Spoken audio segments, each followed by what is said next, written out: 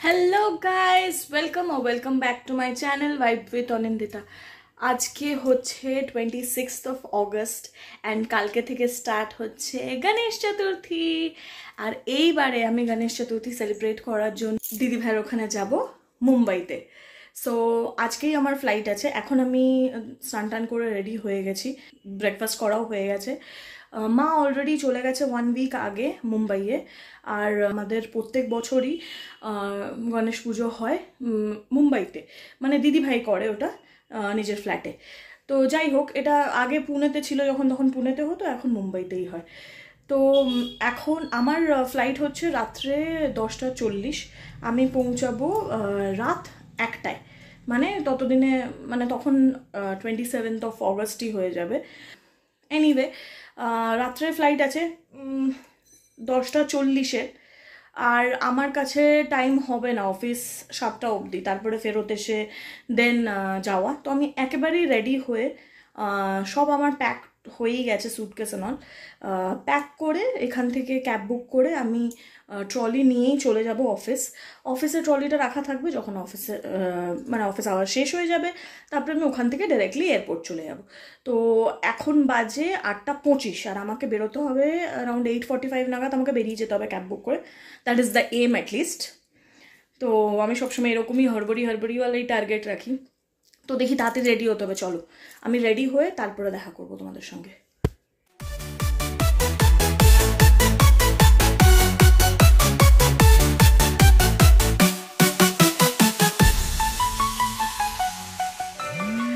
চলো আমি রেডি হয়ে গেছি। এখন পুরো একদম এক্সস্টেড, পুরো ঘেমে গেছি রেডি হতে হতে। এনিওয়েজ ফর্মাল টায়ারেই রেডি হয়েছি অ্যান্ড মাই ট্রলি। চলো ক্যাবও চলে এসছে, তো তাড়াতাড়ি বেরোতে হবে। চলো ক্যাবে উঠে গেছি, এখন যাচ্ছি অফিসের দিকে। তারপরে সন্ধ্যাবেলা বেরোবো একেবারে ডিরেক্টলি। আপাতত উইদিন 9:45 পৌঁছাতে হবে। দেখা যাক কতক্ষণ অবধি পৌঁছাই।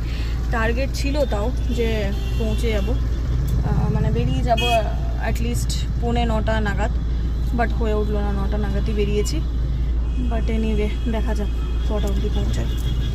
10টা অবধি ইন টাইম, তো 10টার অবধি হোপফুলি পৌঁছেই যাব।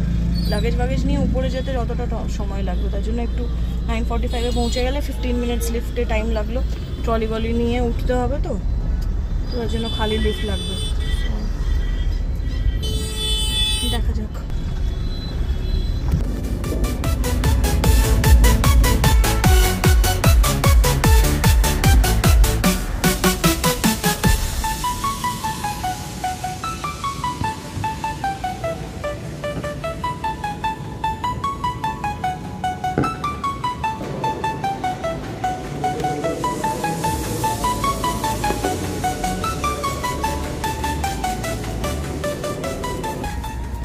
বেরিয়ে গেছি অফিস থেকে।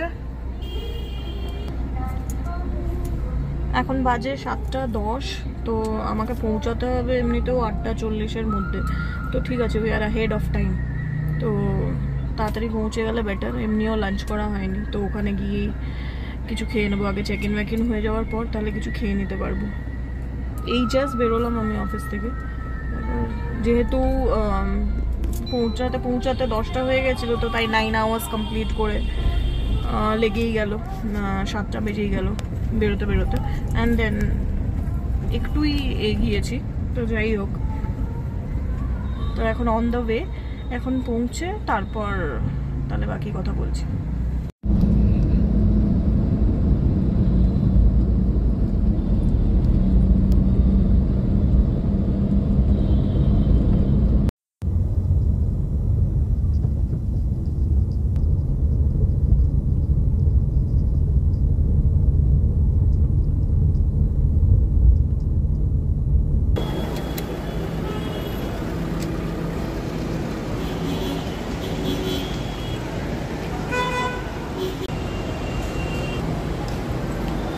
নেমে গেছি দেখতেই পেলে। এখন যাই। ডিজি যাত্রা লগ ইন করে নিয়েছি। অ্যাজ সাচ কোনো লাইন নেই এখানে যদিও, বাট আমি ডিজি যাত্রা করে রাখি, এটা মানে লাস্ট ইয়ার থেকেই স্টার্ট করেছি। ডিজি যাত্রা করে রাখলে কি তাড়াতাড়ি লাইনে দাঁড়াতে হয় না। এনিওয়ে এখন যাচ্ছি, লোকজন তাকাচ্ছে, একটু অডই লাগে বাইরে। আগে ঢুকে যাই ডিজি যাত্রা দিয়ে, লাইনে তো দাঁড়াতে হবে না, ওই জন্য আগে ঢুকে গিয়ে তারপরে দেখাচ্ছি তোমাদেরকে।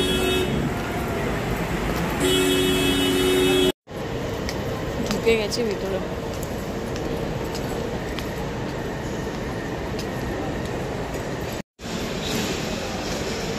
চেক ইন হয়ে গেছে, এখন বসে আছি, চেক ইনের জায়গাটা বসে আছি, এখন ওয়েট করে আছি। এখন আমি একটু কিছু খাবো, ফুড কোর্টে যাবো, আগে কিছু খাবো, তারপর মেন যে গেটটা লক গেট করেছে মানে বোর্ডিং গেটের কাছে গিয়ে বসবো। এখন থেকে বসে লাভ নেই, আমার কাছে 2 ঘন্টা টাইম আছে। এখন বাজে 8:40, আর 8:40-এ পৌঁছানোর কথা ছিল, আর আমি 8:40-এ সব কিছু করে অল সেট। তো জাস্ট বোর্ডিং গেটের কাছে গিয়ে বসতে হবে আর খাবো। তো যাই হোক, মাকে, বাবাকে, অভিজিৎকে সবাইকে ইনফর্ম করা হয়ে গেছে। এখন এবার অ্যাজ ইউজুয়াল এভরি টাইম আমার কিছু না কিছু হবে। এইবারও লাগেজে 1 কিলো বেশি ছিল, তারপরে আবার ব্যাগসে এক্সচেঞ্জ করা হলো, কিছু লাগেজ বার করলাম, তারপরে গিয়ে পরে আবার সেট হলো। 1 কেজির মতন আর 1.5 কেজির মতন কমিয়ে দিলাম।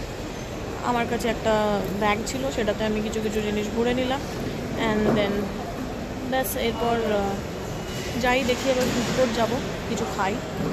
এখন খিদে পেয়ে গেছে খুবই, আর অলরেডি শরীরটাও ঠিক নেই, তো খাই, মেডিসিন নেব। তোমরাও চলো।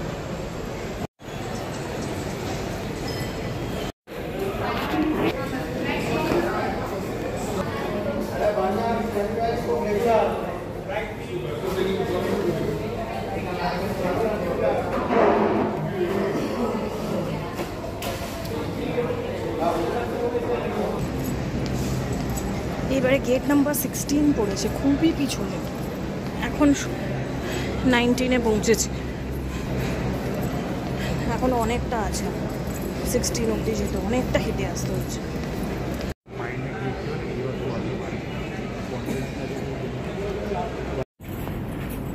বোর্ডিং স্টার্ট হয়ে গেছে, পুরো 1 ঘন্টা ধরে বসে আছি ওখানটাতে, শুধু লেটে বোর্ডিং স্টার্ট হয়েছে। এখন যাচ্ছি তাড়াতাড়ি।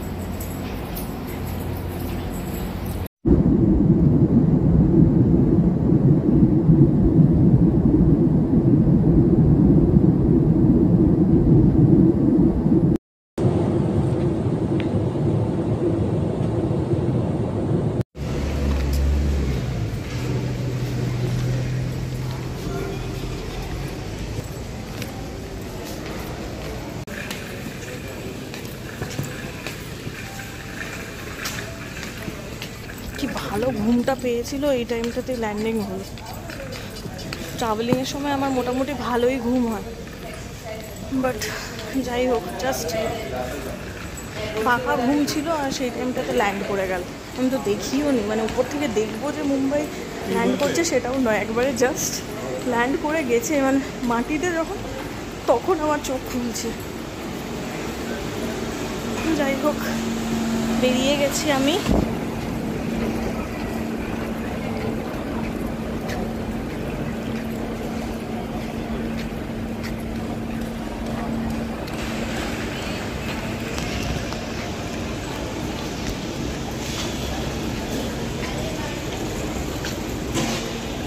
এখানে এখনও ইন্ডিপেন্ডেন্স ডে ডেকোর আছে। এটা একটা ফুড কোর্ট এরিয়া। এটা হচ্ছে T1, মুম্বাইয়ের 2টো টার্মিনাল আছে, T1 T2। তো আমার ইউজুয়ালি ডোমেস্টিকগুলো T1ই আসে, T2ও হতে পারে, বাট ইউজুয়ালি ডোমেস্টিক T1ই আসে। যাই হোক, তো পৌঁছে গেছি, এখন জাস্ট বেরোলাম, দেখতেই পাচ্ছ দ্যাট অ্যারাইভাল লেখা আছে, অ্যান্ড সামনে এই ফুড কোর্টটা। তো আমি এখানে এখন দাঁড়িয়ে আছি, দেখি যেদিকে গাড়িগুলো ঢোকে ওখানে যাই। দিদি ভাই আর সুমনজিৎ ভাইয়া অন দ্য ওয়ে আছে, আসছে, মানে জাস্ট এয়ারপোর্টে ঢুকছে, আর আমিও বেরিয়েছি, তো ভালোই টাইমিং আছে। জাস্ট ওরা যখন এয়ারপোর্টের গেটের সামনে আসবে, তাহলে তখন আমি উঠে যাব। ভালো ঘুমটা পেয়েছিল, আরও কিছুক্ষণ ফ্লাইটে থাকলে ভালো হতো।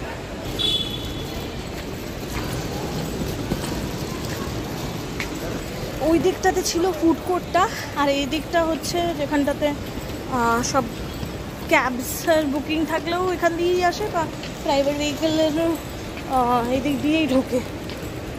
তো টাইমিংটা একদম পারফেক্ট আছে। এবার দেখা যাক, ওরা মনে হয় ঢুকছে, চলো দেখি। এই তো চলে এসছে দিদি ভাই।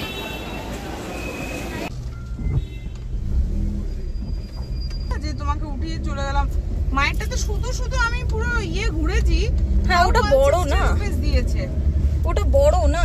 আরে বড় আছে, ওইটাতে বোঝা যায় না, আবার ফ্লোর টোর হ্যান ত্যান। আর এইটাতেই আমি বারবার আসি, তার জন্য আমি বুঝে গেছি এখন কোন দিক। এই ব্যাপারটা ইজি এটা। আর খুব বেশি হলে না তুমি এখান দিয়েও বেরিয়ে চলে আসতে পারো। হ্যাঁ মানে অনেকজনে হেঁটে হেঁটে চলে আসে, ধরো মোটামুটি জানে। হ্যাঁ না, আমাদের তো এখন জাস্ট বেরোলোই সবাই। আমার তো পিছনের সিট ছিল বলে পরে পিছনে। আমি কটার সময় বেরিয়েছি জানো ঘর থেকে? কটায়? 1:10। 1:17 নামলো।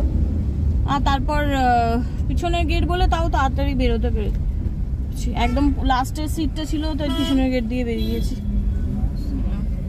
लास्ट सीट ছিল? হ্যাঁ। ये बाबा लेग स्पेस फिर ये टिल्ट भी नहीं कर पाई होगी। না টিল্ট ফিল্ট আমি এমনিও করি না। পাশের লোকটা গুটকা খাচ্ছিল, ওটাই একটা প্রবলেম। গন্ধ মারছিল, সাফোকেশন। যতক্ষণ না ফ্লাইট ছাড়ছিল ততক্ষণ তো সাফোকেশন। তারপরে ও গুটকা খাওয়া বন্ধ করলো, কফি খেলো, তখন একটু।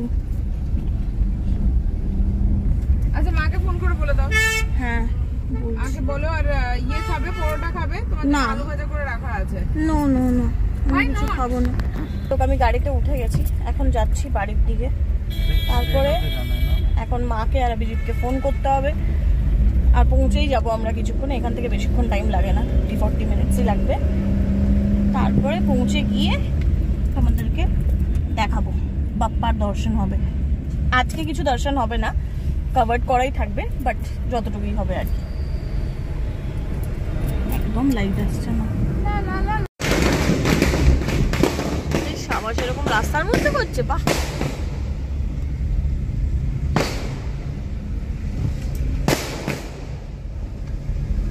हमारा खुला हुआ है। ও এরা মূর্তি নিয়ে এসছে, ওই জন্য করছে।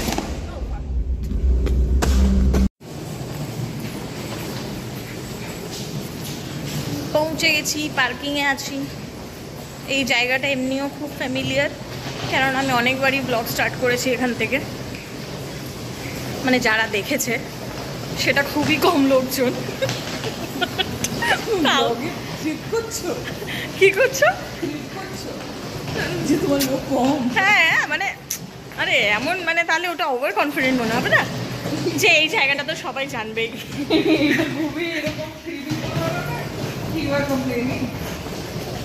তাতেও যদি লোক বাড়ে, হ্যাঁ।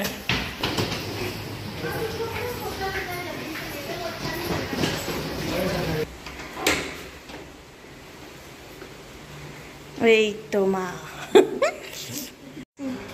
চুলটা পুরো খারাপ হয়ে গেছে আমার। চলো, ভিজে গেছি। হ্যাঁ নিচেও লক করেছি। চলো এখন দেখাও দিদি ভাই। কি দেখাবো? এ কি ঠাকুর? তুমি চলো তো তোমরা আগে চলো। বাবারে চলো।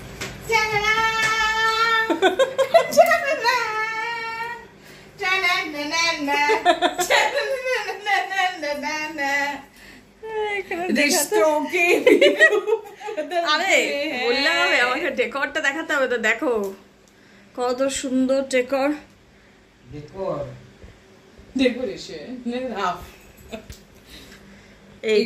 করা হয়নি এখনো, কালকে হবে ফেস রিভিল বাপ্পার। কফিটা খেয়ে নাও। চলো ব্লগটাকে এখানেই এন্ড করছি। আমি তাড়াতাড়ি এডিট করে কালকেই পোস্ট করে দেবো, মানে আজকেই পোস্ট করে দেবো ব্লগটা। এরপর ডেইলি ব্লগস দেবো আমি এই কদিন, কেননা এখন খুবই ইভেন্টফুল ডে চলবে আমার। হ্যাঁ কফি খেতে পারি। চলো যাই হোক, আরেকবার দেখিয়ে দিই।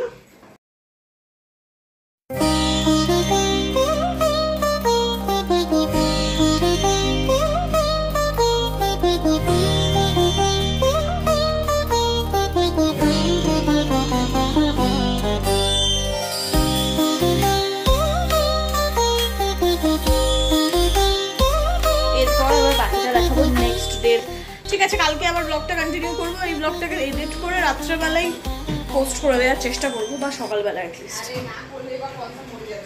চলো, বাই বাই।